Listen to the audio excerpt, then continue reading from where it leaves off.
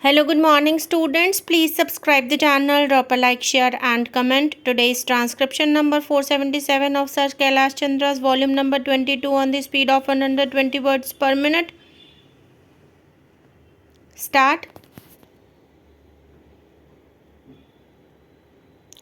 Another interesting development in recent years has been the institution of summer schools or seminars where teachers and young workers in different fields of studies, whether it be science or humanities, can get together and live together only for a certain period, maybe 2 weeks, maybe 3 weeks, maybe 4 weeks, and attempt a survey of the advances made in their field of study.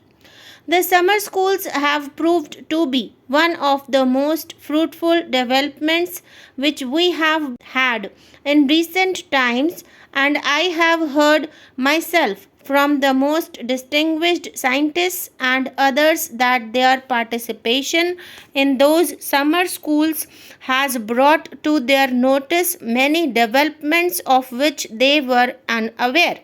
Here, I am happy to say that the two ministries with which I am associated have both been cooperating and both have taken an initiative in the matter.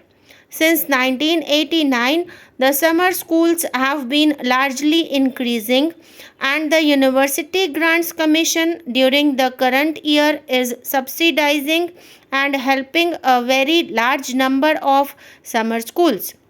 Then there has been the very important question about the 3-year degree course.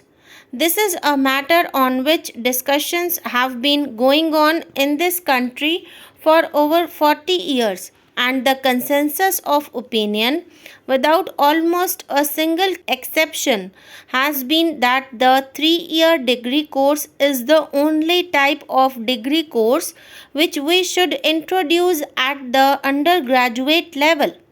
There have been differences as to whether this degree course should be introduced after 11 years of schooling or after 12 years of education or after 10 years of education.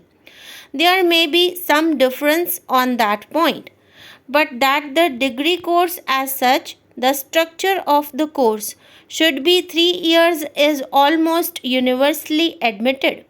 I will not go into the arguments that were given by the University Education Commission, not only the University Education Commission over which Dr. Radhakrishnan, our former president, presided and of which you were, sir, a very distinguished member, but the University Grants Commission, starting with the Kothari Commission in 1947-48, said that all over the world there is the tendency that the university's first degree should not be less than 3 years.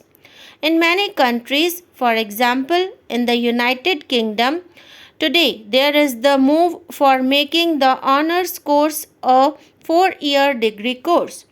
I know that on the continent and in certain of the Arab countries like the UAR, they are planning in terms of a 5-year degree course. But in any case, 3 years seems to be the minimum. Here, if I may say so, to my mind, at times we have not, in approaching the problem, considered properly one of the most relevant considerations, that is, the question of age. We debate about a 10-year secondary education or a 12-year secondary education, but unless we assure that only young men and women come to the universities and not children or people who are in their early adolescence, nothing can be done about standards. It is not an accident that throughout the world the age of entry in the universities is normally 18, and in many countries they are trying to raise it to 19. So far as the continent of Europe is concerned, In many cases, it is 20 or over. In Germany, it is very often 21. But I do not know of any country in the world excepting India and the erstwhile part of undivided India, Pakistan, where the age of entry is 14, 15 or 16 years. It is true that the University Grants Commission have made a welcome move in that direction. In the field of technical education, about 2 or 3 years ago, we took a decision that 16 plus will be the minimum age of entry for institutions of university standing. In the universities also, the University Grants Commission have now decided that 16 plus should be the minimum age for entry into universities, and they have made this recommendation to all universities of India. Till that point is decided, all discussions about the 10-year, 11-year or 12-year course in schools are, to my mind, unreal and artificial. I remember on one occasion when this question was being discussed, a representative of a state government said that no change in his state was necessary because it already had a 12-year secondary school course. And when I asked him as to what was the average age at which pupils took the final school certificate examination, I was told that it varied between 14 and 16. My comment on that was that if we had a 12-year course and the course ended at the age of 14 or 15, it means that the course must have started at the age of 2 or 3.